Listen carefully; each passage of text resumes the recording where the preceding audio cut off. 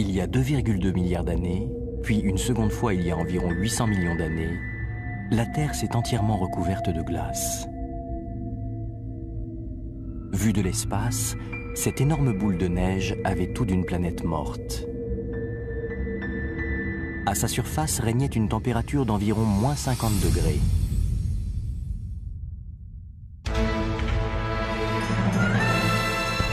Toutes les terres avaient disparu sous une épaisse couche de glace, comme aujourd'hui sur le continent antarctique. L'océan lui-même avait gelé jusqu'à une profondeur de 1000 mètres. Ces grandes phases glaciaires se sont prolongées pendant des millions d'années, conduisant la vie microscopique qui s'était développée sur Terre au bord de l'extinction. La fonte de ces glaces a précipité la planète dans une phase de réchauffement intense. La température s'est alors élevée jusqu'à 50 degrés. De gigantesques cyclones, dont les vents soufflaient à plus de 10 000 km/h, furent bien près d'anéantir les quelques microbes qui avaient survécu. Nos ancêtres furent alors sur le point de disparaître. Pourtant, ils réussirent à survivre à cette série de catastrophes en effectuant un spectaculaire bond en avant dans l'évolution. Il y a 2,2 milliards d'années, ils n'étaient encore que des sortes de bactéries. Mais après le premier grand épisode glaciaire, ils ont évolué pour donner naissance aux eucaryotes. Toujours des microbes, mais d'une taille 1000 fois supérieure. Puis, il y a 600 millions d'années, juste après la seconde glaciation, les premières formes de vie macroscopiques sont apparues.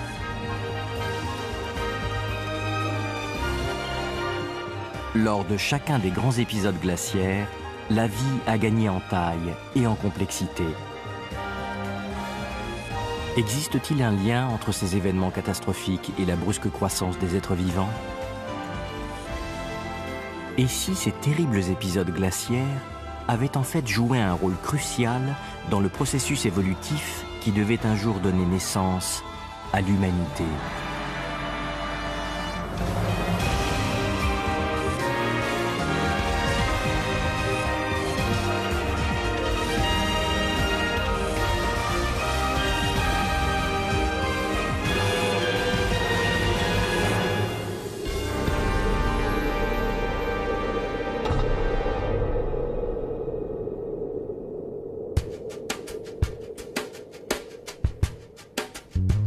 Lorsqu'on parle d'une Terre envahie par la glace, on pense immédiatement à la dernière ère glaciaire qui s'est produite il y a environ 20 000 ans. Cet épisode relativement récent peut nous aider à comprendre ce qui s'est produit lors des grandes glaciations planétaires.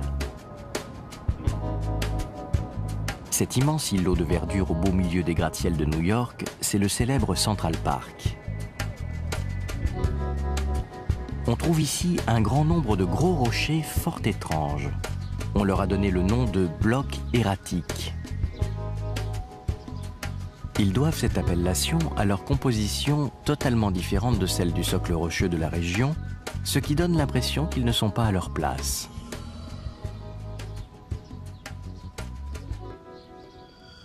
On en a conclu qu'ils avaient été déplacés depuis des provenances lointaines. Certains ont même cru qu'ils avaient été déposés là par le déluge décrit dans la Bible. En fait, ce sont les glaciers qui s'étendaient ici lors de la dernière ère glaciaire qui les ont apportés avec eux.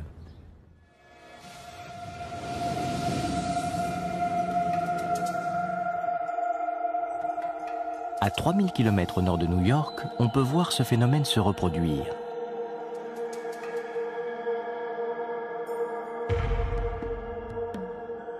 Ces masses sombres que l'on aperçoit par endroits, ce sont des blocs erratiques.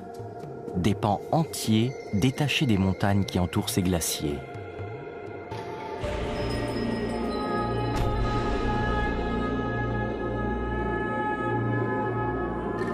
Un glacier n'avance que de quelques mètres par an, mais à son rythme, il peut transporter ses roches sur d'énormes distances.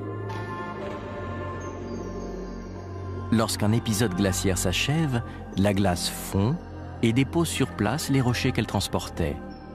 C'est ainsi que des roches deviennent erratiques.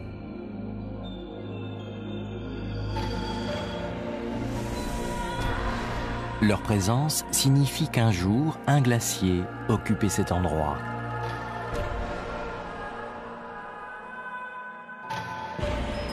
Les scientifiques utilisent ce phénomène pour tenter de percer les mystères des périodes de glaciation. En analysant la distribution des erratiques, ils en déduisent l'étendue des glaciers à une époque donnée. Cette carte matérialise l'avancée des glaciers durant la dernière ère glaciaire, il y a 20 000 ans, à l'époque où les mammouths parcouraient la Terre.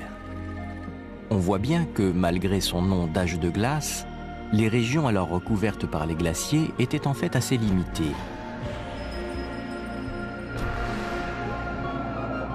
Dans toutes les zones libres, ces aires glaciaires n'ont pratiquement pas affecté la vie.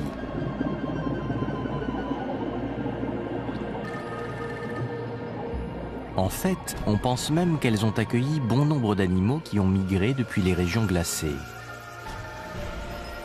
Mais cette ère glaciaire était sans comparaison avec les épisodes de grande glaciation.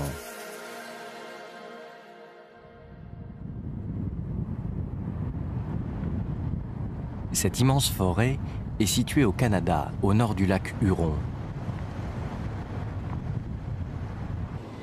On a trouvé ici de nombreux erratiques bien plus anciens que la dernière ère glaciaire.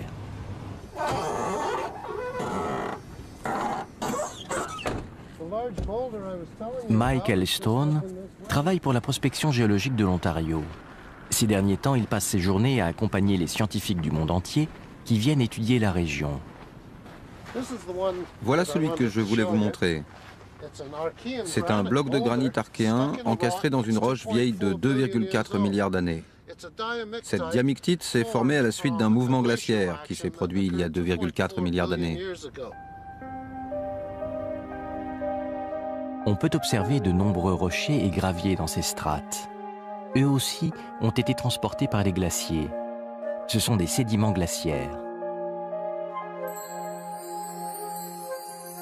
Dans toute la région qui entoure le lac Huron, on trouve une grande quantité de sédiments glaciaires vieux de 2,4 à 2,2 milliards d'années. C'est en les découvrant qu'on a appris que des épisodes glaciaires s'étaient produits à des périodes aussi anciennes. Des sédiments glaciaires datant de plus de 2 milliards d'années ont été identifiés dans 7 endroits différents du monde, dont le lac Huron. Mais les sédiments seuls ne suffisent pas aux chercheurs pour déterminer la répartition des glaciers qui couvraient la Terre à cette époque. La dérive des continents a totalement modifié les positions d'origine.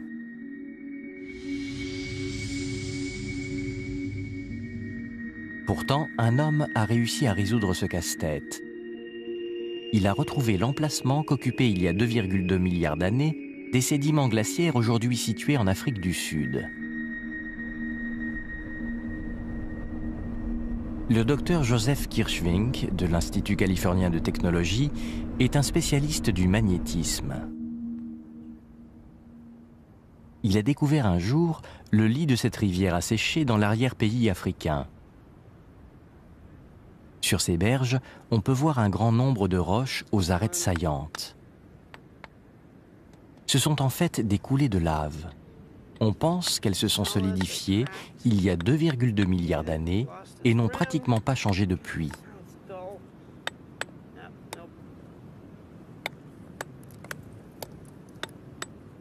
Nous sommes assis sur des laves jaillies des profondeurs il y a 2,2 milliards d'années, au cours d'une période de très grande glaciation. C'est une chance, car lorsque des laves se solidifient, elles conservent l'orientation du champ magnétique, et grâce à cela, on peut en déduire leur latitude. La lave renferme de nombreux minéraux magnétiques. Lorsque cette lave est en fusion, les minéraux s'orientent en fonction de la polarité géomagnétique de la planète, comme l'aiguille d'une boussole. Et lorsque la lave refroidit, elle enregistre à jamais cette orientation magnétique. En repérant le point du globe où cette orientation correspond à l'inclinaison des lignes du champ magnétique terrestre, on peut déterminer la latitude précise de l'endroit où ces laves se trouvaient lors de leur refroidissement. Le docteur Kirschvink a rapporté quelques échantillons aux États-Unis et il a pu décrypter ces infimes archives magnétiques. Ce schéma présente une vue de la Terre depuis le pôle. Le pôle est au centre de l'écran. Plus un point est éloigné du centre, plus il est proche de l'équateur.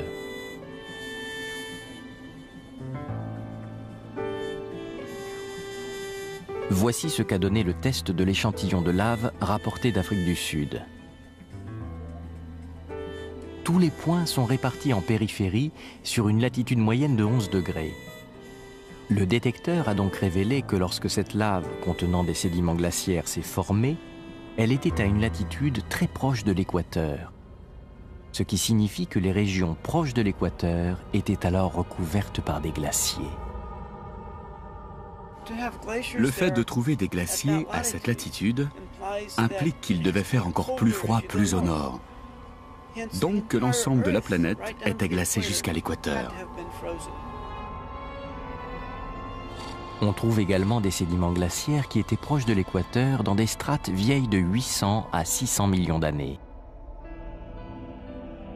De ces données, le Dr Kirschvink a conclu que 2 épisodes de glaciation globale se sont produits dans l'histoire de la Terre. Le premier il y a 2,2 milliards d'années et le second il y a entre 600 et 800 millions d'années. Il pense qu'au cours de ces épisodes, la Terre a été entièrement recouverte par la glace pendant des millions, voire des dizaines de millions d'années. Selon la nouvelle hypothèse de glaciation planétaire, la Terre, au cours de ces épisodes, ressemblait à une gigantesque boule de neige.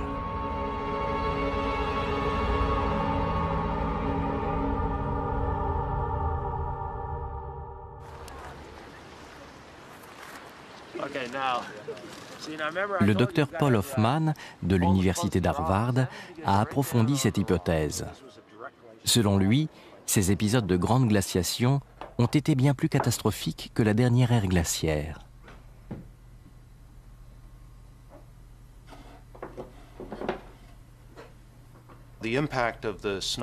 Les épisodes de glaciation planétaire ont bien sûr eu des conséquences beaucoup plus graves. Les organismes vivants ont sans doute tenté de se réfugier vers les tropiques, mais même au niveau des tropiques, les océans ont fini par être pris par les glaces. Jusqu'à quel point la vie a-t-elle pu être affectée par ces épisodes de grande glaciation? Une simulation a été réalisée avec la coopération de l'Université de Tokyo. Elle permet de visualiser ce qui se produirait si la Terre que nous connaissons aujourd'hui subissait soudain une telle catastrophe. Au cours de la dernière ère glaciaire, les glaciers n'ont jamais atteint la latitude de Tokyo, soit 36 degrés nord. Lors d'un épisode de grande glaciation, ces gratte-ciels seraient entièrement pris dans les glaces. Cette couche de glace pourrait atteindre 1000 mètres d'épaisseur.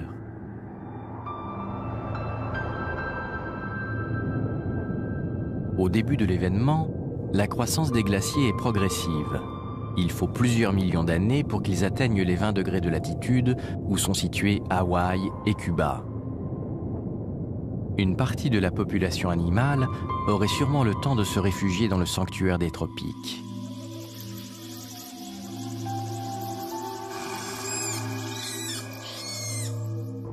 Mais la croissance de la glace s'accélère soudain à partir des 20 degrés de latitude et atteint l'équateur en quelques dizaines d'années seulement.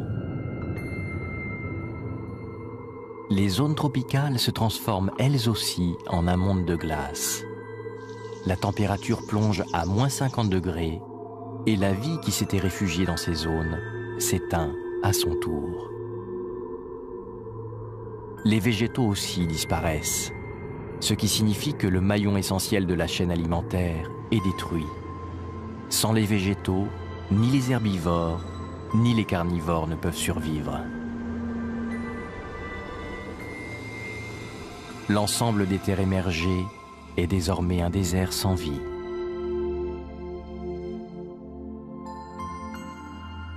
Les océans subissent un sort similaire. Le docteur Hoffman pense qu'ils ont dû geler jusqu'à 1000 mètres de profondeur. Les êtres vivants capables de nager parviennent peut-être à plonger sous la glace pour atteindre le seul habitat encore disponible. Mais plus aucun rayon de soleil ne peut atteindre cet univers. Les algues et le plancton, dont la survie dépend de la photosynthèse, ne peuvent vivre sans lumière. Plongés dans l'obscurité complète et sans plus aucune nourriture disponible, les poissons qui ont réussi à atteindre les profondeurs s'éteignent à leur tour.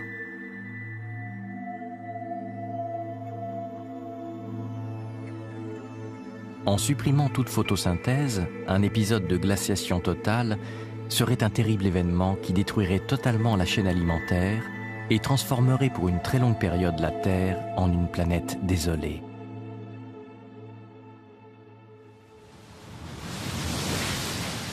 Pour quelles raisons de tels événements ont-ils pu se produire? Cette cause n'est pas encore complètement identifiée, mais on pense que les gaz à effet de serre ont sans doute joué un rôle important. On parle en général de ces gaz comme des responsables du réchauffement global de la planète. Mais il ne faut pas oublier que sans leur présence, la température de la Terre se situerait autour de moins 18 degrés. Ce qui maintient actuellement la planète à une température clémente, c'est une concentration modérée de dioxyde de carbone dans l'atmosphère. On a cependant de bonnes raisons de penser que juste avant le premier épisode de glaciation globale, il y a 2 milliards d'années, il y avait bien moins de dioxyde de carbone sur la planète qu'aujourd'hui. Mais alors, comment la Terre pouvait-elle conserver sa chaleur? Cet immense marécage, situé dans le sud-est des États-Unis, nous donne une idée de l'environnement sur Terre à cette époque. La profondeur des marais du parc national d'Okefenokee ne dépasse pas 1 mètre en moyenne, et ils s'étendent sur plus de 60 km du nord au sud et 40 d'est en ouest.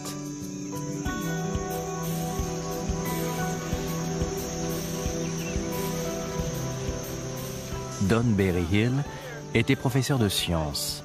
Il accompagne aujourd'hui les touristes et les groupes scolaires à la découverte de cet immense marécage et en décrit les fascinantes caractéristiques d'une manière parfaitement accessible à tous. Vous voyez là ce qui remonte? Vous voyez les bulles? Il s'agit d'un gaz que produisent les bactéries et les champignons qui sont au fond. De quel type de gaz s'agit-il?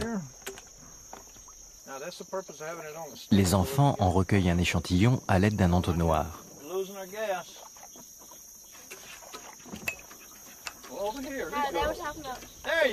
Voilà, bravo, tu l'as. Et maintenant, le tour de magie de Berryhill peut commencer.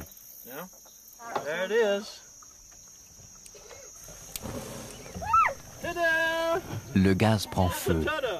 Il s'agit de méthane, un gaz inflammable qui entre dans la composition de ceux qui alimentent une cuisinière.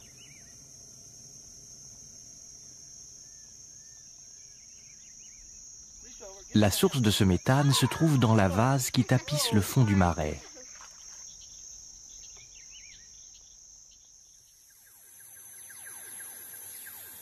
Ces microbes sont appelés méthanogènes. On pense qu'il y a 2 milliards d'années, des méthanogènes vivaient dans tous les océans de la planète. En décomposant de la matière organique, ils libéraient du méthane. Or, le méthane est un gaz à effet de serre bien plus puissant que le dioxyde de carbone. Certains chercheurs pensent que c'est ce méthane qui permettait à la Terre de conserver sa température.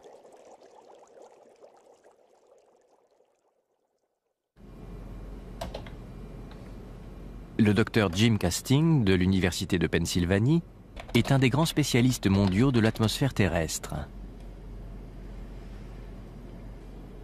Il a établi que même sans dioxyde de carbone, le méthane à lui seul pouvait avoir maintenu la température au-dessus de 0 degré. Si on remonte dans le temps, avant l'apparition de l'oxygène dans l'atmosphère, il y a environ 2,3 milliards d'années, on trouve des niveaux de méthane bien plus élevés, peut-être des concentrations de l'ordre de 1000 pour 1 million, ce qui serait déjà suffisant pour compenser la moindre luminosité. Si l'effet de serre du méthane était suffisant pour maintenir la température sur Terre au-dessus de zéro, comment une glaciation globale a-t-elle pu se produire? Selon le Dr Castings, voilà comment les événements se sont déroulés. Voici la Terre il y a 2,2 milliards d'années, avant l'épisode de glaciation globale. Son atmosphère avait sans doute une teinte rouge du fait des concentrations importantes de méthane. Ni plantes ni animaux ne peuplaient la surface des continents. La vie à cette époque n'existait que sous forme microscopique au cœur des océans. Les méthanogènes s'activaient à relâcher du méthane dans leur environnement. Nos ancêtres se trouvaient aux côtés des méthanogènes. Ils étaient sans doute comme eux, des microbes.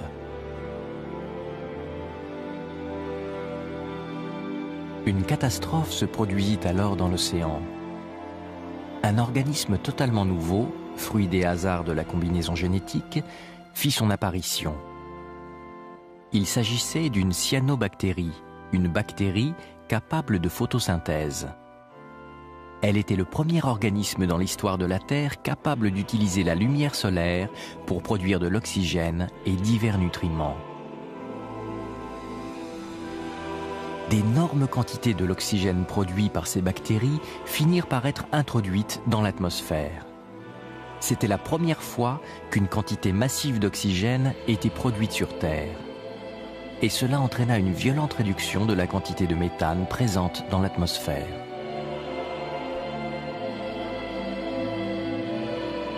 Revenons sur l'expérience du marais d'Okefenokee.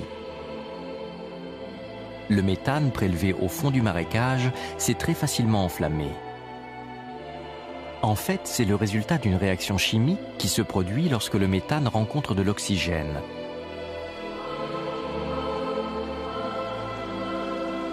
Le Dr Castings pense que lorsque la quantité d'oxygène relâchée dans l'atmosphère a atteint un certain seuil, la réaction avec le méthane s'est très vite emballée et a fini par entraîner la disparition totale de ce dernier. Ces micro-organismes, en causant l'apparition de l'oxygène, ont entraîné la disparition du méthane et ainsi déclenché le phénomène de glaciation globale qui a bien failli les faire totalement disparaître.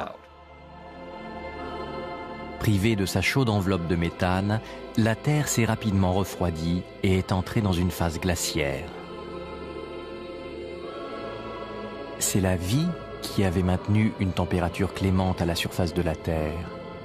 Et c'est elle également qui a déclenché les grandes phases de glaciation qui ont failli entraîner sa disparition totale.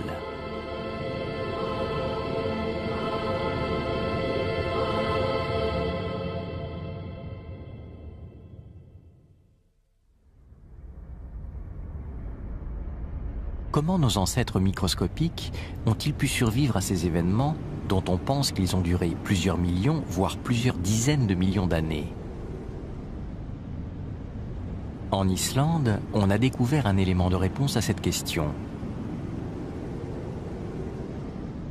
On trouve ici des conditions comparables à celles des grands épisodes glaciaires.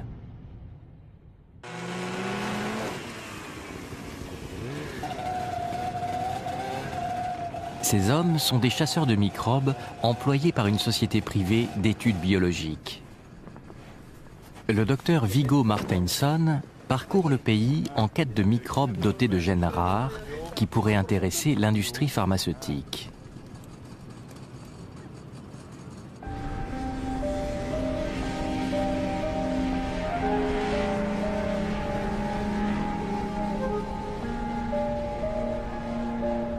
Les températures qui règnent ici avoisinent les moins 20 degrés. L'épaisseur de cette couche de glace pourrait très bien atteindre 1 kilomètre. Ce paysage pourrait tout à fait être celui d'une planète déserte. Pourtant, ces chasseurs de microbes prétendent que la glace recèle de véritables trésors. Mais alors, où se cache-t-il?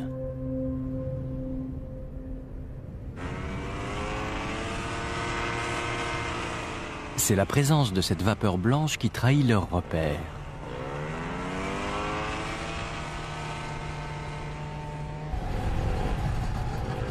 Voilà les gars, on y est. Nous sommes sur un point chaud. Cette vapeur vient directement des profondeurs de la Terre.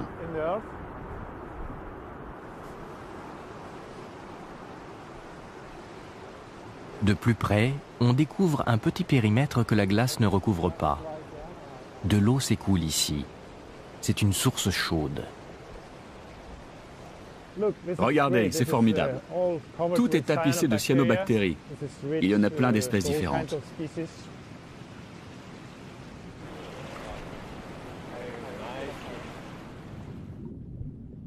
Cette source chaude est un véritable paradis pour les micro-organismes.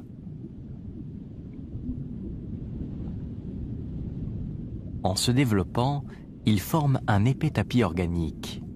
Ce tapis est en fait un agglomérat de bactéries. Il est essentiellement constitué de microbes verts à photosynthèse, dont les cyanobactéries. Autour d'eux, se sont développées d'autres espèces qui se nourrissent de nutriments produits par la photosynthèse. Nos ancêtres ont sans doute vécu ainsi, à proximité des cyanobactéries, durant les grands épisodes glaciaires.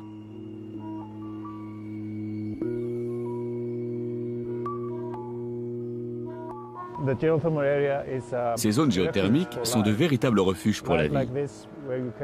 Pour des formes de vie comme celle-ci, c'est-à-dire des cyanobactéries, et autour d'elles, pour une grande variété de bactéries de toutes sortes. La vie est à l'origine des grandes glaciations planétaires. Et ce qui l'a sauvée de ces événements catastrophiques, c'est la chaleur venue des profondeurs de la Terre. Mais le plus surprenant restait encore à venir. Voici l'aspect que devaient avoir nos ancêtres juste avant le second grand épisode glaciaire, il y a 600 millions d'années. On pense qu'il s'agissait de microbes semblables à ces choanoflagellés qui font aujourd'hui partie du zooplancton. Si on compare toute l'histoire de la Terre à une seule année, remonter 600 millions d'années en arrière nous situe au mois de novembre. C'est à ce moment que s'est produit le second grand épisode glaciaire. Pendant plus de 80% de l'histoire de la vie sur Terre, nos ancêtres étaient restés microscopiques. Mais lorsque la dernière grande glaciation s'est achevée, ils ont fait un gigantesque bond évolutif en avant, en même temps que de nombreuses autres espèces.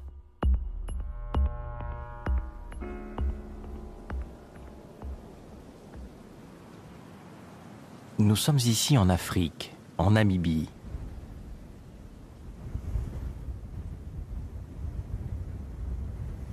Dans une strate géologique formée juste après la seconde grande glaciation, on a trouvé ici de bien étranges fossiles.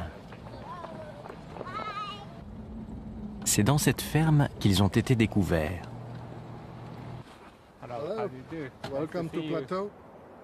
Quelque part dans ce champ de rochers se trouve la preuve indiscutable que la vie a effectué un formidable bond évolutif juste après le dernier grand épisode glaciaire.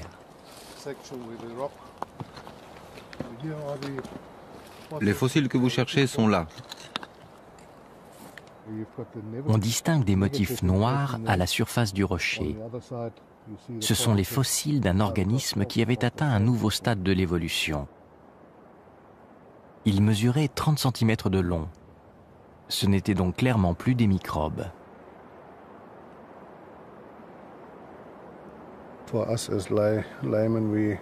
Nous ne savions pas de quoi il s'agissait. Ça pouvait être aussi bien un poisson qu'une fougère. Bien sûr, ça ressemble plus à un poisson. Mais plus tard, les scientifiques eux-mêmes ne parvenaient pas à déterminer si c'était végétal ou animal. Cette forme de vie fossilisée est un des tout premiers organismes macroscopiques apparus sur Terre. Celui de Namibie a été nommé Pteridinium. Ce n'était ni un poisson ni un végétal, mais un mystérieux animal dont l'aspect évoque une bouche humaine.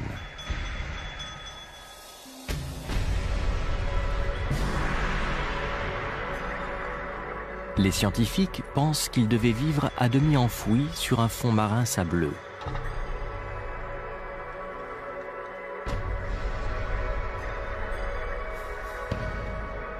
D'autres fossiles d'organismes complexes ont été découverts en Sibérie. Celui-ci mesure aussi 30 cm de long. Il a été baptisé Yorgia. On a retrouvé 5 empreintes circulaires de dimensions identiques. Ce sont les traces que laissait Yorgia en se déplaçant.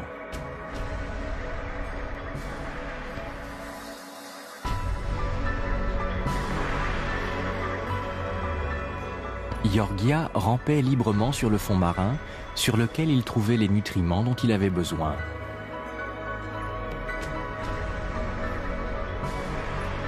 Celui-ci s'appelle Kimberella. Son fossile a également été découvert en Sibérie.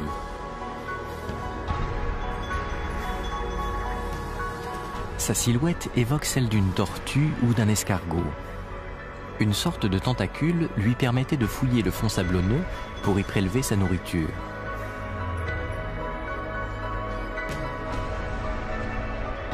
Plus d'une centaine d'organismes de grande taille sont ainsi apparus brusquement à la suite du second grand épisode glaciaire. On les désigne sous le nom de faune d'Ediacara. Ils sont les premiers organismes macroscopiques de l'histoire de la Terre. Nos ancêtres étaient parmi eux. Eux aussi avaient changé d'échelle.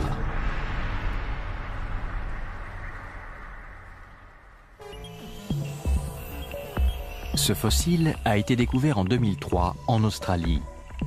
Un spécialiste qui a pu l'examiner a déclaré que cette silhouette qui évoque le tétard en faisait probablement un lointain ancêtre des vertébrés, la grande famille des animaux dotés d'une colonne vertébrale dont nous faisons partie. Il mesurait 6 cm de long, 100 000 fois la taille des microbes qui l'avaient précédé.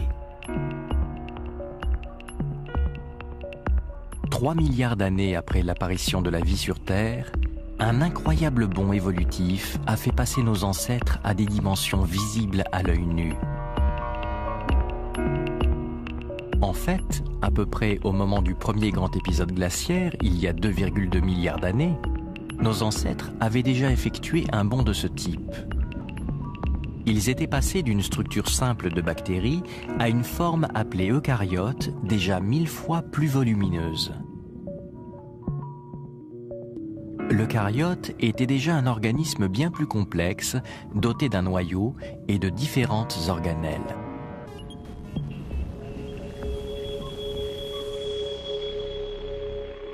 Pourquoi des micro-organismes ont-ils ainsi changé de taille juste après ces épisodes catastrophiques ?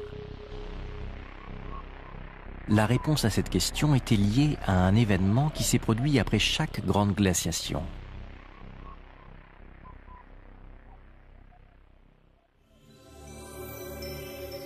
Nous sommes ici dans la région du Kalahari, en Afrique du Sud.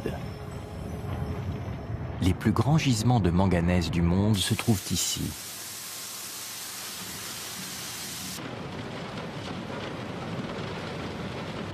Ce manganèse s'est déposé ici juste après la première grande glaciation, il y a 2,2 milliards d'années. À cette époque, une mer s'étendait ici et le manganèse dissous dans l'eau s'est brutalement précipité.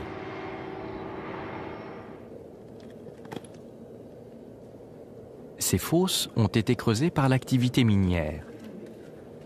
Le docteur Kirschvink, le premier à avoir publié l'hypothèse dite de la boule de neige, est venu à plusieurs reprises examiner cet endroit et il a fini par résoudre l'énigme de la formation de ce dépôt de manganèse. Le manganèse que l'on trouve ici se présente sous la forme de dioxyde de manganèse. ce qui signifie que c'est en s'associant à de l'oxygène que ce manganèse s'est précipité et déposé au fond. Cette expérience nous permet de décomposer ce phénomène. On a préparé une solution contenant du manganèse dissous, puis on injecte des bulles d'oxygène dans cette solution.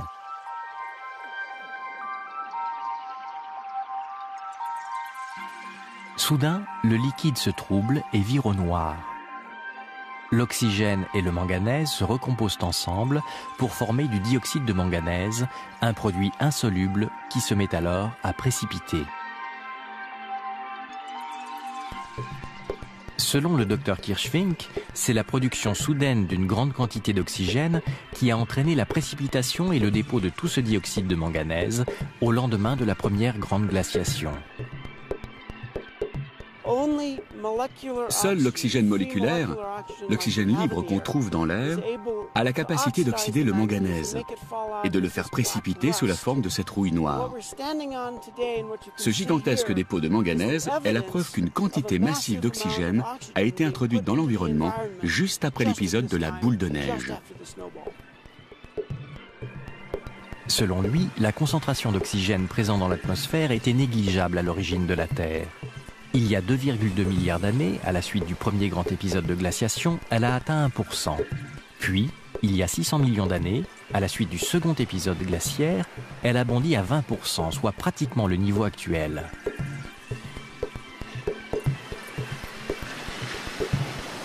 Ces niveaux d'oxygène étaient stables depuis des milliards d'années.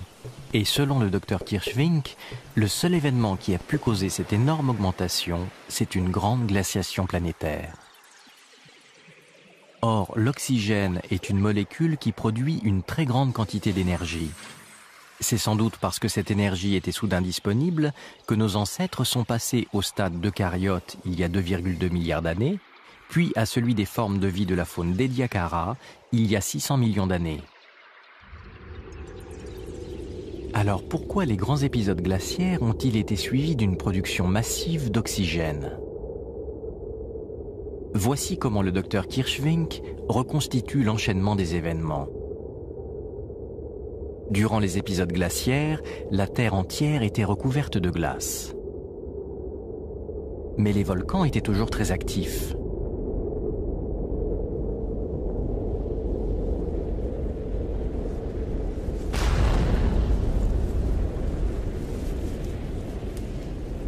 Les gaz volcaniques contiennent en général une quantité importante de dioxyde de carbone.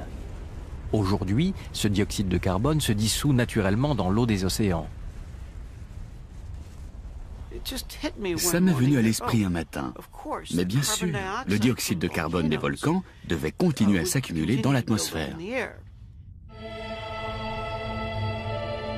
Les océans étaient alors recouverts d'une épaisse couche de glace et le dioxyde de carbone ne pouvait s'échapper que dans l'atmosphère où il s'accumulait.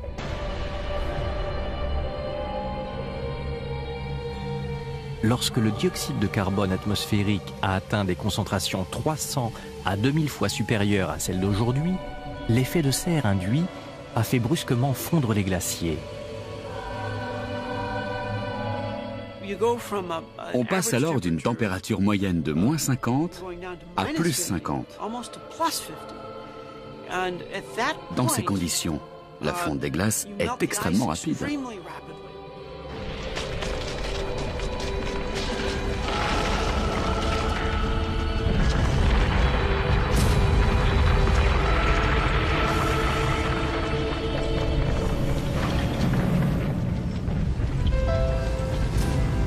Le dioxyde de carbone échappé des entrailles de la Terre a ainsi brutalement mis un terme aux grandes périodes de glaciation.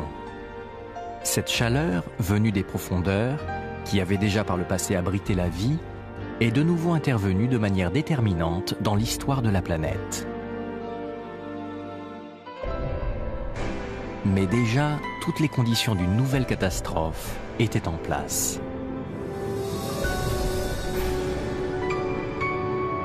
Après la disparition des glaces, l'effet de serre continua d'agir et de réchauffer la planète.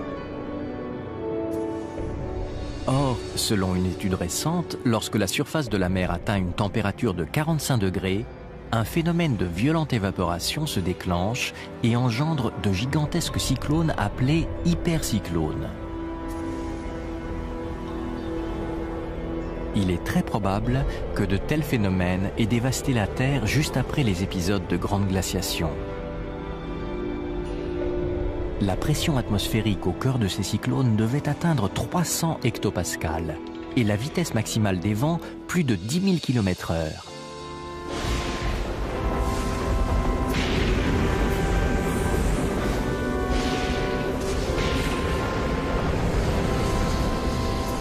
De monstrueuses tempêtes se formaient en pleine mer et venaient dévaster les côtes.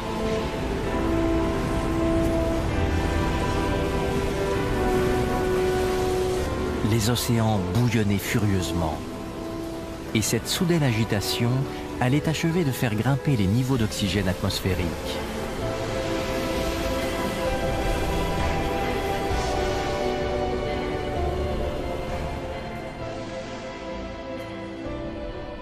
À cette époque, les zones les plus profondes des océans regorgeaient de phosphore et d'autres nutriments rejetés par des sources hydrothermales.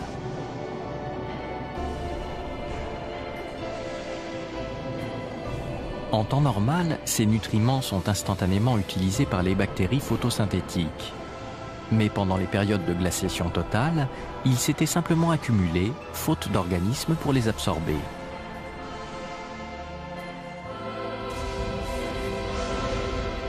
Le docteur Kirschvink pense que les hypercyclones, embrassant l'eau des océans, ont fait remonter ces nutriments vers des eaux moins profondes.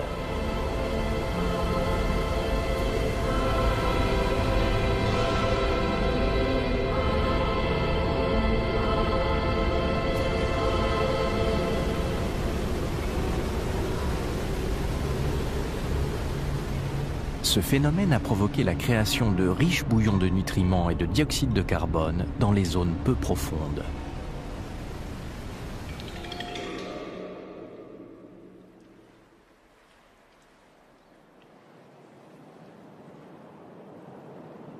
Lorsque la lumière du soleil vint de nouveau pénétrer les océans, toutes les conditions étaient réunies pour favoriser une croissance explosive des cyanobactéries qui avaient survécu aux abords des sources chaudes.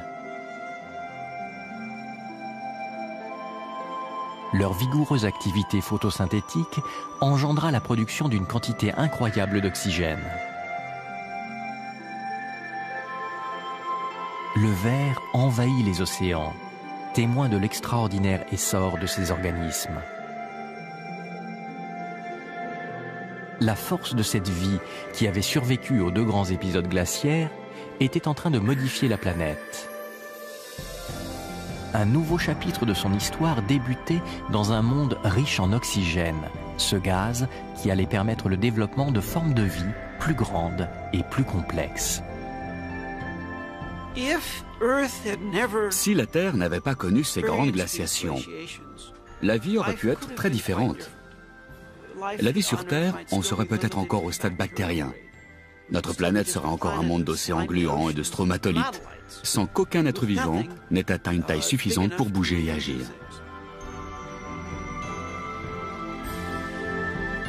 Il y a 2,2 milliards d'années, puis il y a 600 millions d'années, 2 événements majeurs ont fait grandir les formes de vie sur Terre. Nous sommes le résultat de ces évolutions. Nos corps en portent clairement la preuve.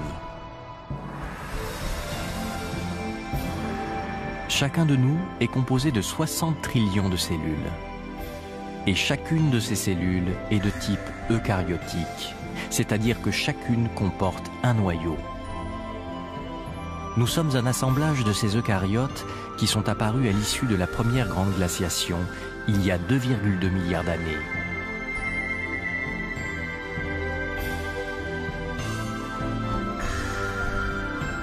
Le collagène compose la structure sur laquelle se positionnent ces cellules et il les relie les unes aux autres. On pense qu'il a commencé à être produit en quantité au sein d'organismes vivants après le second grand épisode glaciaire il y a 600 millions d'années.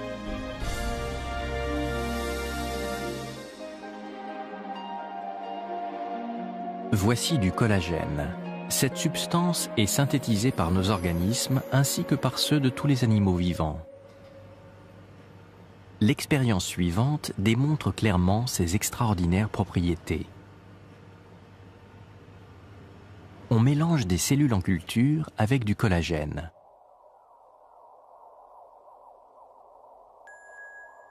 À gauche, on peut voir que les cellules avec collagène se multiplient rapidement.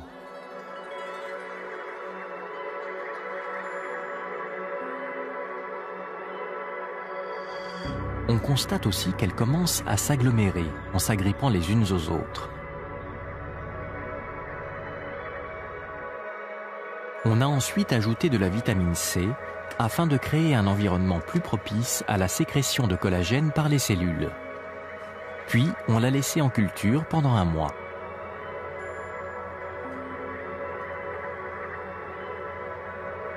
Une fine membrane semblable à une peau s'est formée. Le collagène est une substance unique qui aide les cellules à former des tissus.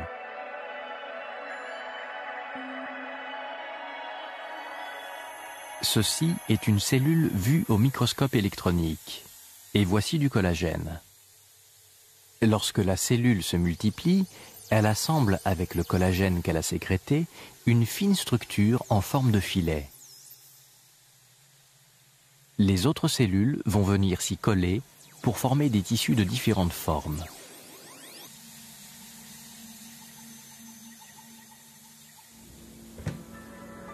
Le docteur Kenneth Tao du Smithsonian Institute pense que c'est grâce au collagène que la vie a pu se développer sous des formes plus volumineuses il y a 600 millions d'années. Comme le collagène est composé de nombreux atomes d'oxygène, il ne pouvait être synthétisé tant qu'il n'y avait pas d'oxygène disponible dans l'atmosphère. C'est pourquoi on pense qu'il n'est apparu qu'après le premier épisode glaciaire, il y a 2,2 milliards d'années, lorsque l'oxygène a été introduit pour la première fois dans la composition de l'atmosphère.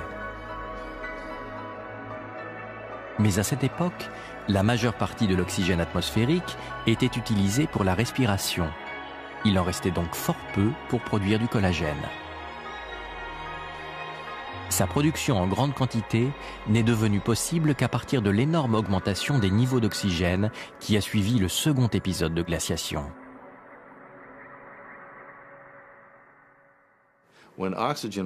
La hausse des concentrations d'oxygène qui a suivi cette période a permis le développement de nouvelles structures pour les corps.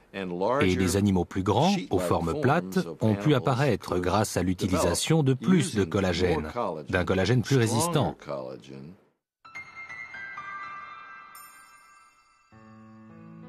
Voici l'océan il y a 600 millions d'années, juste après la seconde grande glaciation. Nos ancêtres étaient encore microscopiques, mais ils relevaient déjà un nouveau défi en utilisant l'oxygène désormais disponible en grande quantité. Ils absorbaient d'énormes volumes de ce gaz et en utilisaient l'énergie. Mais il y avait bien plus d'oxygène qu'ils n'en pouvaient utiliser. Avec ce surplus, ils commencèrent à fabriquer du collagène, beaucoup de collagène.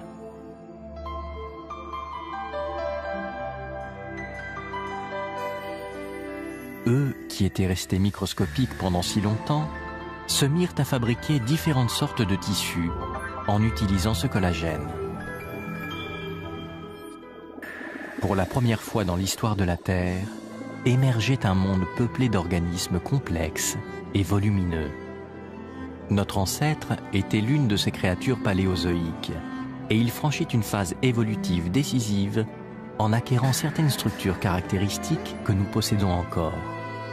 Sur le dos d'un fossile découvert en Australie, on constate la présence d'une ligne.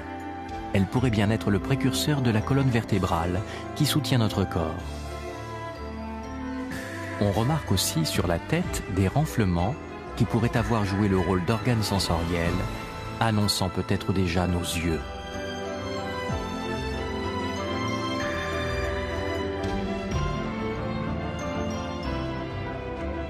Grâce à l'utilisation du collagène, nos ancêtres ont effectué un bond en avant dans l'évolution vers une plus grande complexité.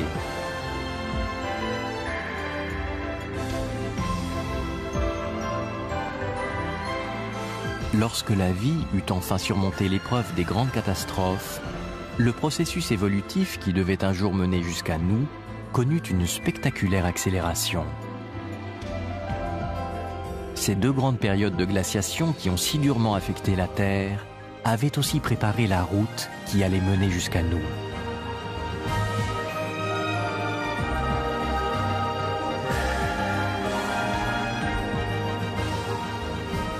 Aujourd'hui, nous autres humains prospérons sur cette planète. Jour et nuit, nous nous activons aux quatre coins du monde.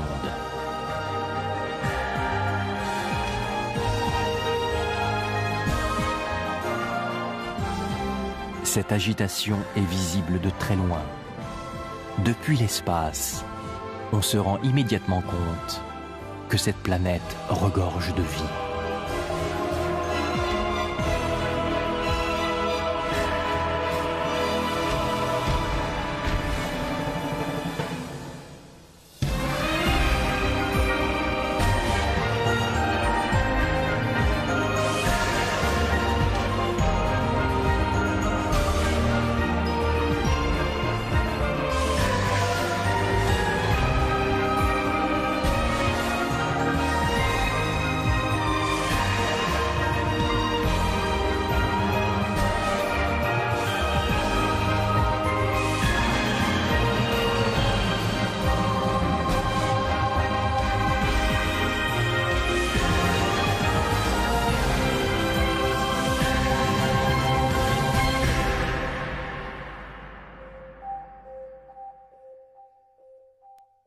Qu'elles commencent à s'agglomérer en s'agrippant les unes aux autres.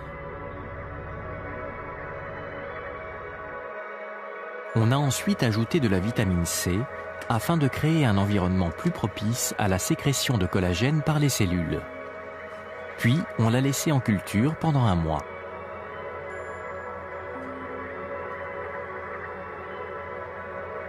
Une fine membrane semblable à une peau s'est formée. Le collagène est une substance unique qui aide les cellules à former des tissus.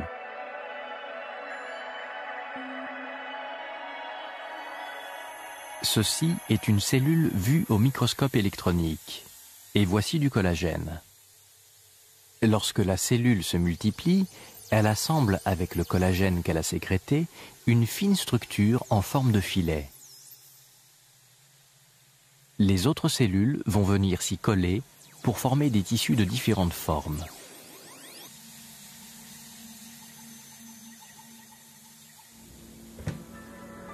Le docteur Kenneth Tao, du Smithsonian Institute, pense que c'est grâce au collagène que la vie a pu se développer sous des formes plus volumineuses il y a 600 millions d'années.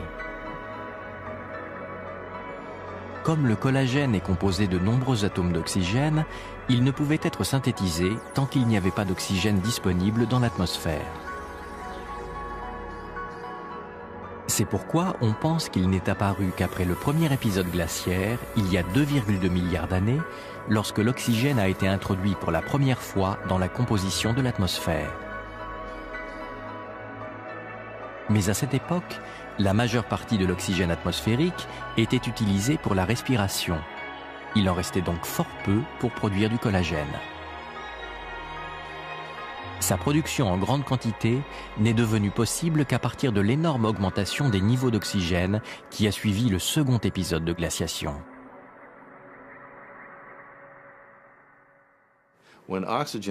La hausse des concentrations d'oxygène qui a suivi cette période a permis le développement de nouvelles structures pour les corps.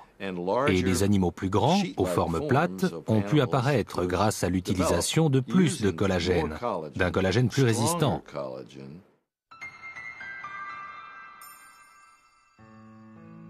Voici l'océan il y a 600 millions d'années, juste après la seconde grande glaciation. Nos ancêtres étaient encore microscopiques, mais ils relevaient déjà un nouveau défi en utilisant l'oxygène désormais disponible en grande quantité. ils absorbaient d'énormes volumes de ce gaz et en utilisaient l'énergie. Journée a accompagné les scientifiques du monde entier qui viennent étudier la région. Voilà celui que je voulais vous montrer. C'est un bloc de granit archéen encastré dans une roche vieille de 2,4 milliards d'années. Cette diamictite s'est formée à la suite d'un mouvement glaciaire qui s'est produit il y a 2,4 milliards d'années. On peut observer de nombreux rochers et graviers dans ces strates. Eux aussi ont été transportés par les glaciers. Ce sont des sédiments glaciaires. Dans toute la région qui entoure le lac Huron, on trouve une grande quantité de sédiments glaciaires vieux de 2,4 à 2,2 milliards d'années. C'est en les découvrant qu'on a appris que des épisodes glaciaires s'étaient produits à des périodes aussi anciennes. Des sédiments glaciaires datant de plus de 2 milliards d'années ont été identifiés dans 7 endroits différents du monde, dont le lac Huron.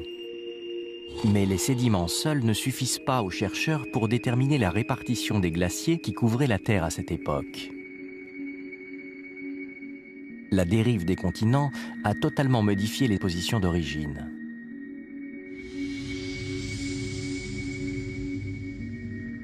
Pourtant, un homme a réussi à résoudre ce casse-tête. Il a retrouvé l'emplacement qu'occupaient il y a 2,2 milliards d'années des sédiments glaciaires aujourd'hui situés en Afrique du Sud.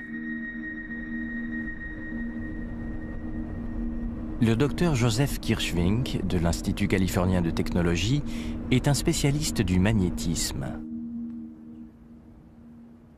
Il a découvert un jour le lit de cette rivière asséchée dans l'arrière-pays africain.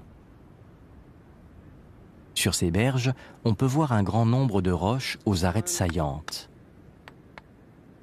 Ce sont en fait des coulées de lave. On pense qu'elles se sont solidifiées il y a 2,2 milliards d'années et n'ont pratiquement pas changé depuis.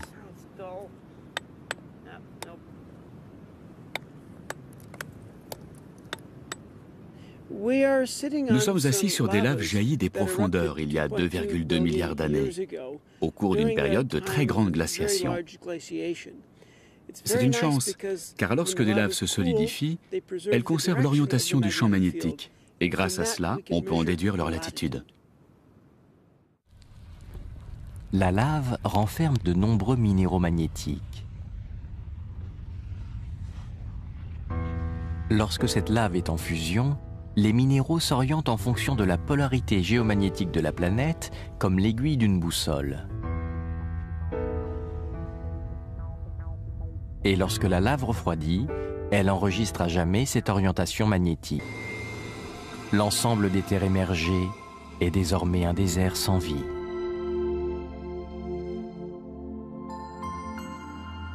Les océans subissent un sort similaire.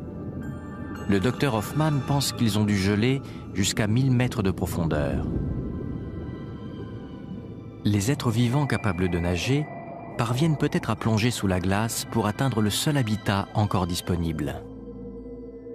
Mais plus aucun rayon de soleil ne peut atteindre cet univers. Les algues et le plancton, dont la survie dépend de la photosynthèse, ne peuvent vivre sans lumière.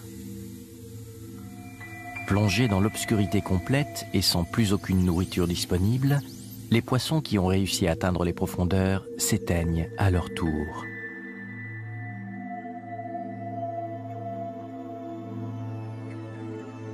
En supprimant toute photosynthèse, un épisode de glaciation totale serait un terrible événement qui détruirait totalement la chaîne alimentaire et transformerait pour une très longue période la Terre en une planète désolée.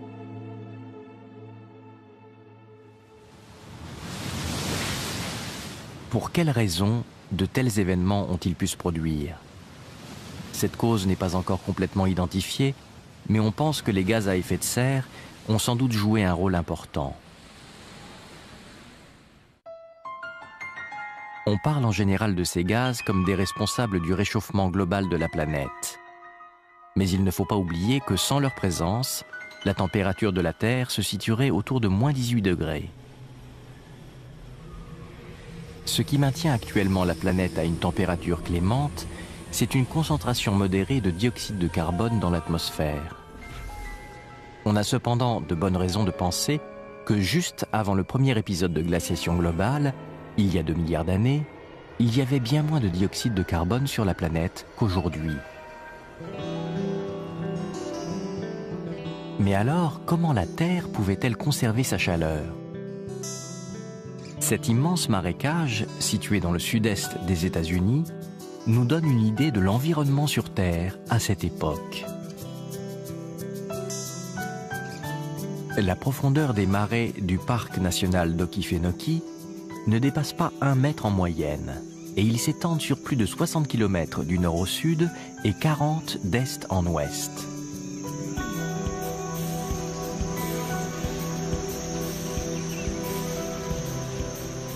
Don Berryhill était professeur de sciences.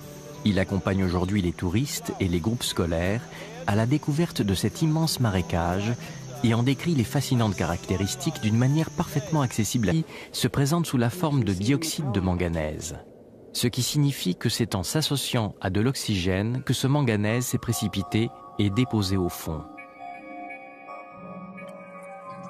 Cette expérience nous permet de décomposer ce phénomène.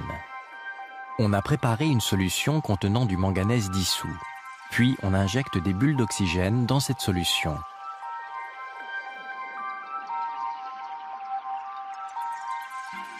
Soudain, le liquide se trouble et vire au noir.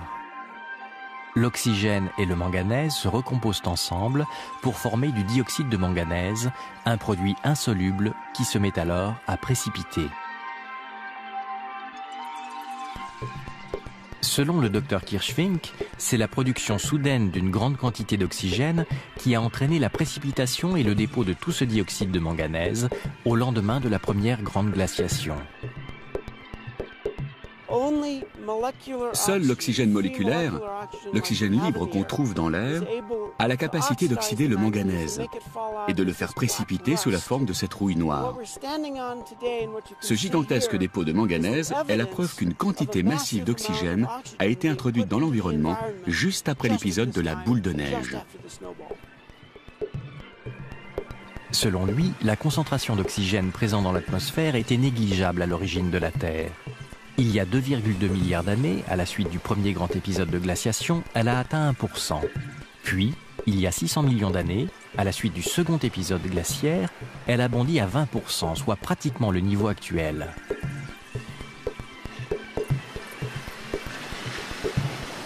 Ces niveaux d'oxygène étaient stables depuis des milliards d'années.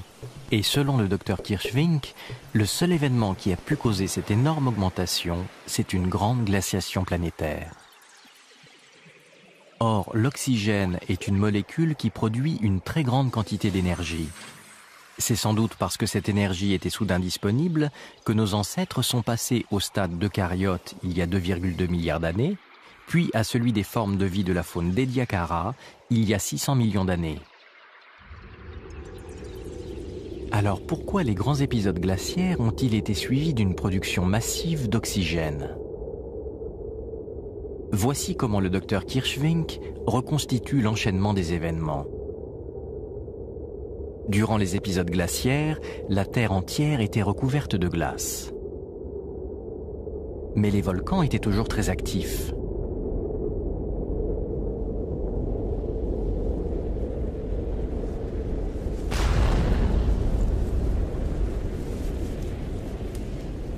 Les gaz volcaniques contiennent en général une quantité importante de dioxyde de carbone. Des continents a totalement modifié les positions d'origine.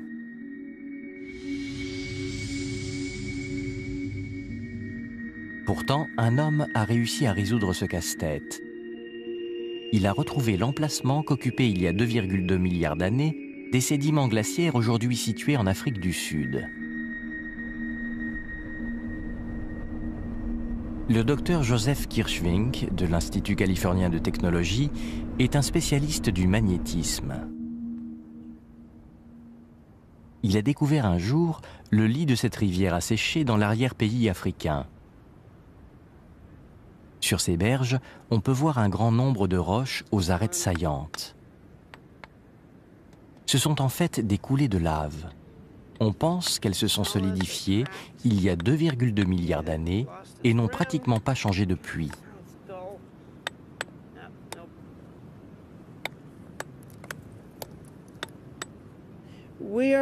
Nous sommes assis sur des laves jaillies des profondeurs il y a 2,2 milliards d'années, au cours d'une période de très grande glaciation. C'est une chance, car lorsque des laves se solidifient, elles conservent l'orientation du champ magnétique, et grâce à cela, on peut en déduire leur latitude. La lave renferme de nombreux minéraux magnétiques. Lorsque cette lave est en fusion, les minéraux s'orientent en fonction de la polarité géomagnétique de la planète, comme l'aiguille d'une boussole. Et lorsque la lave refroidit, elle enregistre à jamais cette orientation magnétique. En repérant le point du globe où cette orientation correspond à l'inclinaison des lignes du champ magnétique terrestre, on peut déterminer la latitude précise de l'endroit où ces laves se trouvaient lors de leur refroidissement. Le docteur Kirschvink a rapporté quelques échantillons aux États-Unis et il a pu décrypter ces infimes archives magnétiques. Ce schéma présente une vue de la Terre depuis le pôle. Le pôle est au centre de l'écran. Plus un point est éloigné du centre, plus il est proche de l'équateur.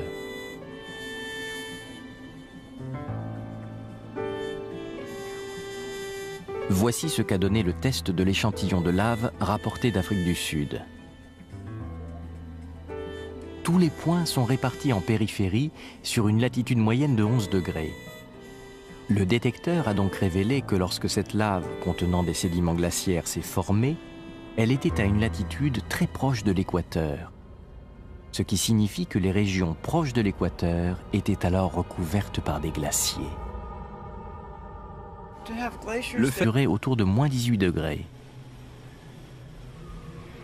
Ce qui maintient actuellement la planète à une température clémente, c'est une concentration modérée de dioxyde de carbone dans l'atmosphère. On a cependant de bonnes raisons de penser que juste avant le premier épisode de glaciation globale, il y a 2 milliards d'années, il y avait bien moins de dioxyde de carbone sur la planète qu'aujourd'hui. Mais alors, comment la Terre pouvait-elle conserver sa chaleur? Cet immense marécage, situé dans le sud-est des États-Unis, nous donne une idée de l'environnement sur Terre à cette époque. La profondeur des marais du parc national d'Okefenokee ne dépasse pas 1 mètre en moyenne, et ils s'étendent sur plus de 60 km du nord au sud et 40 d'est en ouest.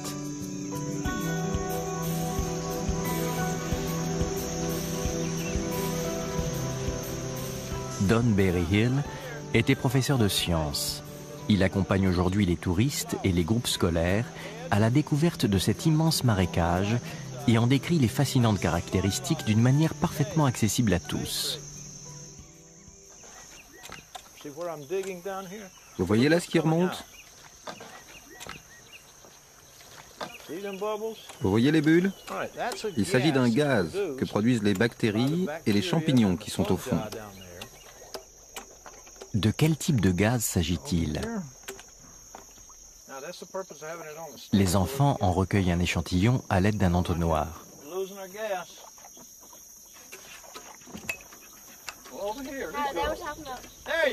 Voilà, bravo, tu l'as.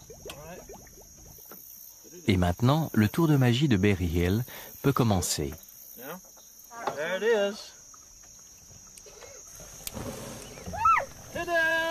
Le gaz prend feu. Il s'agit de méthane, un gaz inflammable qui entre dans la composition de ceux qui alimentent une cuisinière.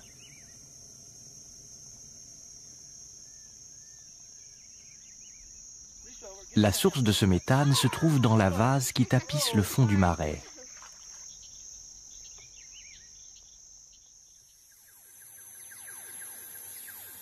Ces microbes sont appelés méthanogènes. On pense qu'il y a 2 milliards d'années, des méthanogènes vivaient dans tous les océans de la planète. En décomposant de la matière organique, ils libéraient du méthane. Or, le méthane est un gaz à effet de serre bien plus puissant que le dioxyde de carbone. Certains chercheurs, à une température de 45 degrés, un phénomène de violente évaporation se déclenche et engendre de gigantesques cyclones appelés hypercyclones. Il est très probable que de tels phénomènes aient dévasté la Terre juste après les épisodes de grande glaciation. La pression atmosphérique au cœur de ces cyclones devait atteindre 300 hectopascales et la vitesse maximale des vents plus de 10 000 km/h.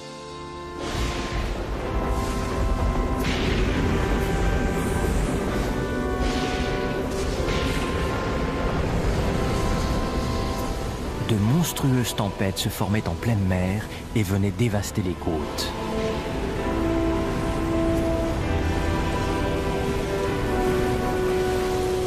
Les océans bouillonnaient furieusement. Et cette soudaine agitation allait achever de faire grimper les niveaux d'oxygène atmosphérique.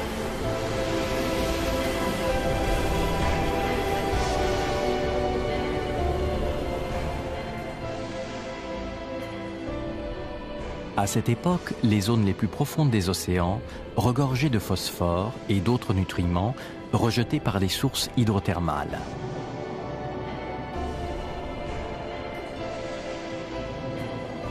En temps normal, ces nutriments sont instantanément utilisés par les bactéries photosynthétiques. Mais pendant les périodes de glaciation totale, ils s'étaient simplement accumulés, faute d'organismes pour les absorber.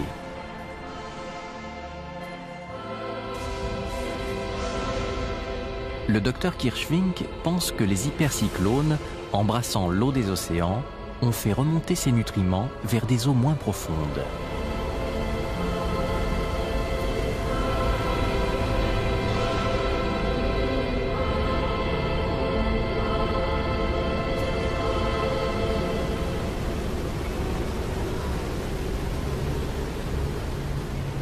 Ce phénomène a provoqué la création de riches bouillons de nutriments et de dioxyde de carbone dans les zones peu profondes.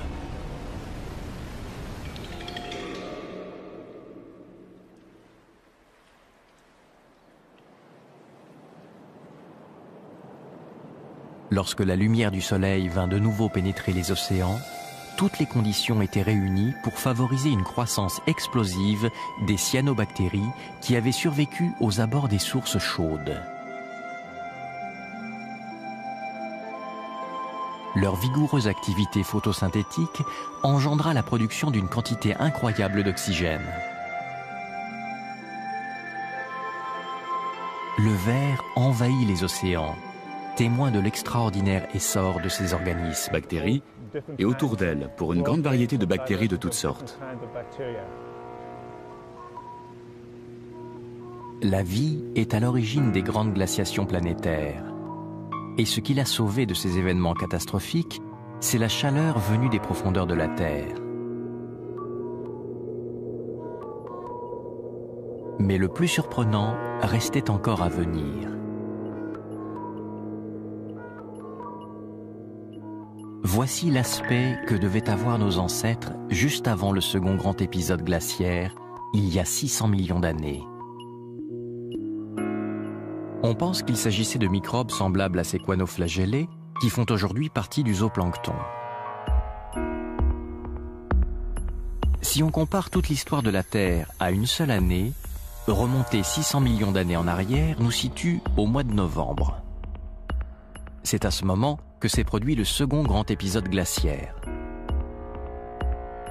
Pendant plus de 80% de l'histoire de la vie sur Terre, nos ancêtres étaient restés microscopiques.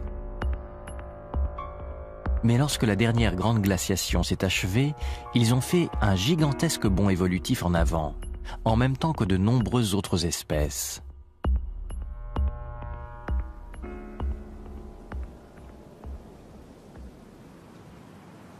Nous sommes ici en Afrique, en Namibie.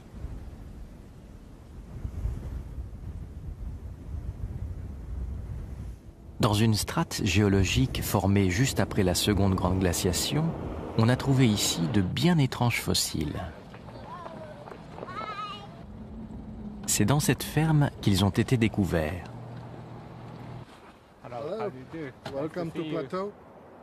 Quelque part dans ce champ de rochers se trouve la preuve indiscutable que la vie a effectué un formidable bond évolutif juste après le dernier grand épisode glaciaire.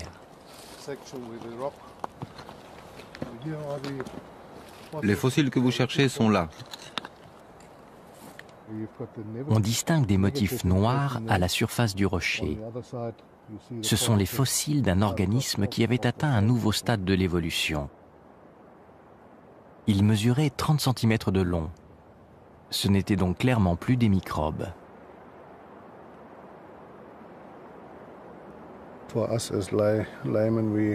Nous ne savions pas de quoi il s'agissait. Ça pouvait être aussi bien un poisson qu'une fougère. Bien sûr, ça ressemble plus à un poisson. Mais plus tard, les scientifiques eux-mêmes ne parvenaient pas à déterminer si c'était végétal ou animal. Cette forme de vie fossilisée est un des tout premiers organismes macroscopiques apparus il y a 2,2 milliards d'années, puis une seconde fois il y a environ 800 millions d'années. La Terre s'est entièrement recouverte de glace. Vue de l'espace, cette énorme boule de neige avait tout d'une planète morte. À sa surface régnait une température d'environ moins 50 degrés.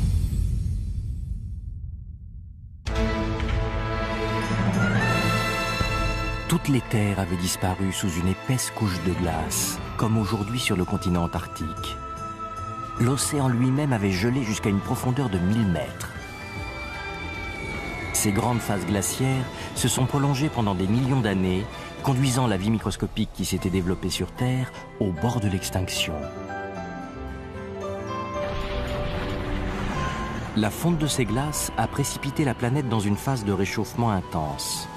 La température s'est alors élevée jusqu'à 50 degrés.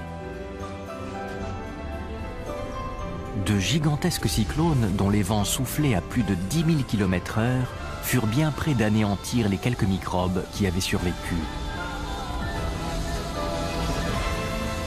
Nos ancêtres furent alors sur le point de disparaître. Pourtant, ils réussirent à survivre à cette série de catastrophes en effectuant un spectaculaire bond en avant dans l'évolution. Il y a 2,2 milliards d'années, ils n'étaient encore que des sortes de bactéries. Mais après le premier grand épisode glaciaire, ils ont évolué pour donner naissance aux eucaryotes. Toujours des microbes, mais d'une taille 1000 fois supérieure. Puis, il y a 600 millions d'années, juste après la seconde glaciation, les premières formes de vie macroscopiques sont apparues.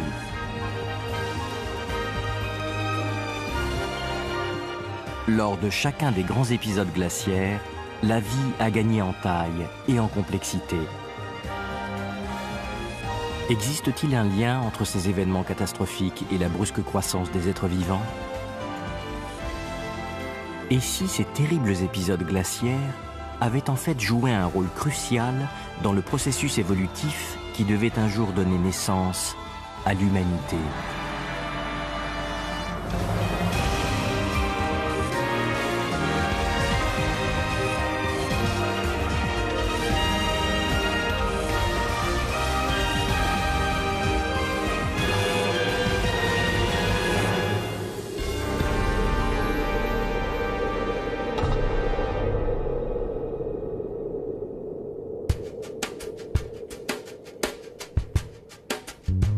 Lorsqu'on parle d'une Terre envahie par la glace, on pense immédiatement à la dernière ère glaciaire qui s'est produite il y a environ 20 000 ans.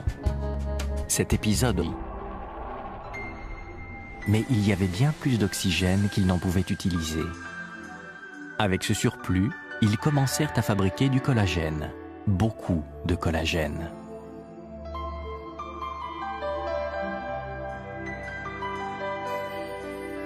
Eux, qui étaient restés microscopiques pendant si longtemps, se mirent à fabriquer différentes sortes de tissus en utilisant ce collagène.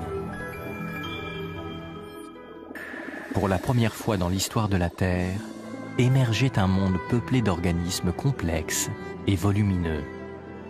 Notre ancêtre était l'une de ces créatures paléozoïques, et il franchit une phase évolutive décisive en acquérant certaines structures caractéristiques que nous possédons encore. Sur le dos d'un fossile découvert en Australie, on constate la présence d'une ligne. Elle pourrait bien être le précurseur de la colonne vertébrale qui soutient notre corps. On remarque aussi sur la tête des renflements qui pourraient avoir joué le rôle d'organes sensoriels, annonçant peut-être déjà nos yeux.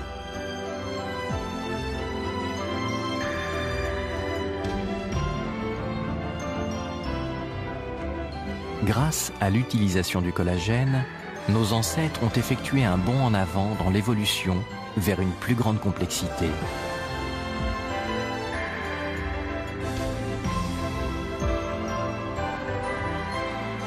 Lorsque la vie eut enfin surmonté l'épreuve des grandes catastrophes, le processus évolutif qui devait un jour mener jusqu'à nous connut une spectaculaire accélération. Ces deux grandes périodes de glaciation qui ont si durement affecté la Terre avaient aussi préparé la route qui allait mener jusqu'à nous.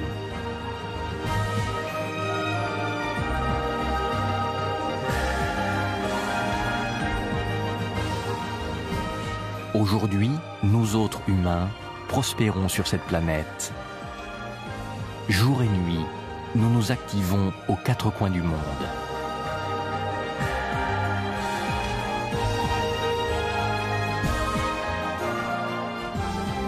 Cette agitation est visible de très loin. Depuis l'espace, on se rend immédiatement compte que cette planète regorge de vie.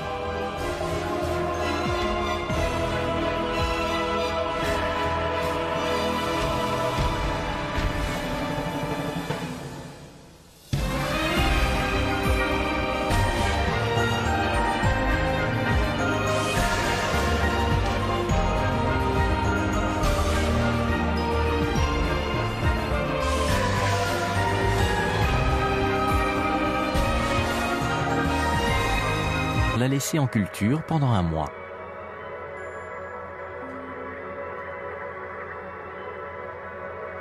Une fine membrane semblable à une peau s'est formée. Le collagène est une substance unique qui aide les cellules à former des tissus.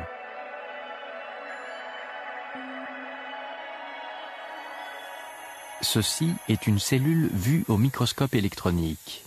Et voici du collagène. Lorsque la cellule se multiplie, elle assemble avec le collagène qu'elle a sécrété une fine structure en forme de filet. Les autres cellules vont venir s'y coller pour former des tissus de différentes formes.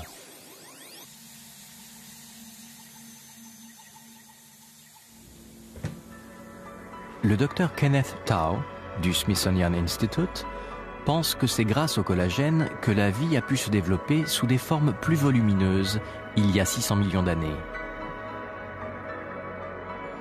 Comme le collagène est composé de nombreux atomes d'oxygène, il ne pouvait être synthétisé tant qu'il n'y avait pas d'oxygène disponible dans l'atmosphère. C'est pourquoi on pense qu'il n'est apparu qu'après le premier épisode glaciaire, il y a 2,2 milliards d'années, lorsque l'oxygène a été introduit pour la première fois dans la composition de l'atmosphère. Mais à cette époque, la majeure partie de l'oxygène atmosphérique était utilisée pour la respiration. Il en restait donc fort peu pour produire du collagène. Sa production en grande quantité n'est devenue possible qu'à partir de l'énorme augmentation des niveaux d'oxygène qui a suivi le second épisode de glaciation.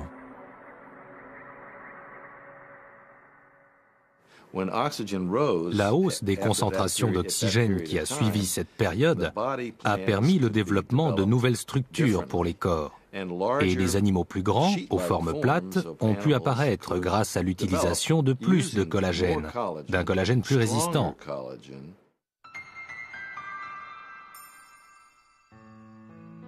Voici l'océan il y a 600 millions d'années, juste après la seconde grande glaciation. Nos ancêtres étaient encore microscopiques, mais ils relevaient déjà un nouveau défi en utilisant l'oxygène désormais disponible en grande quantité. Ils absorbaient d'énormes volumes de ce gaz et en utilisaient l'énergie. mais il y avait bien plus d'oxygène qu'ils n'en pouvaient utiliser. Avec ce surplus, ils commencèrent à fabriquer du collagène, beaucoup de collagène.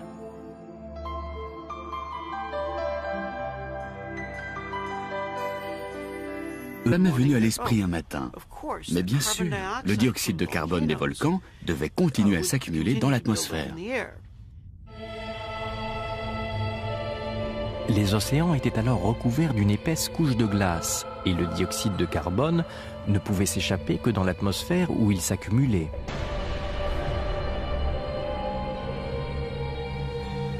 Lorsque le dioxyde de carbone atmosphérique a atteint des concentrations 300 à 2000 fois supérieures à celles d'aujourd'hui, l'effet de serre induit a fait brusquement fondre les glaciers.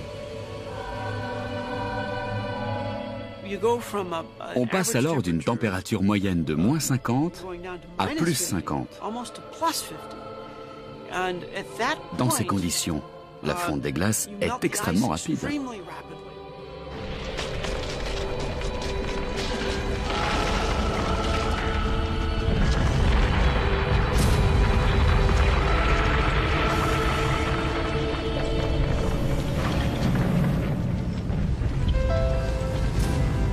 Le dioxyde de carbone échappé des entrailles de la Terre a ainsi brutalement mis un terme aux grandes périodes de glaciation. Cette chaleur, venue des profondeurs, qui avait déjà par le passé abrité la vie, est de nouveau intervenue de manière déterminante dans l'histoire de la planète. Mais déjà, toutes les conditions d'une nouvelle catastrophe étaient en place. Après la disparition des glaces, l'effet de serre continua d'agir et de réchauffer la planète. Or, selon une étude récente, lorsque la surface de la mer atteint une température de 45 degrés, un phénomène de violente évaporation se déclenche et engendre de gigantesques cyclones appelés hypercyclones.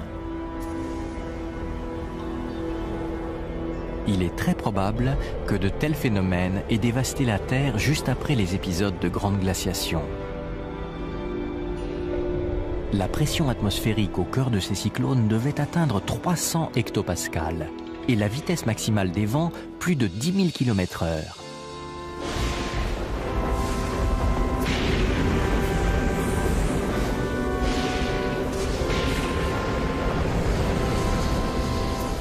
De monstrueuses tempêtes se formaient en pleine mer et venaient dévaster les côtes.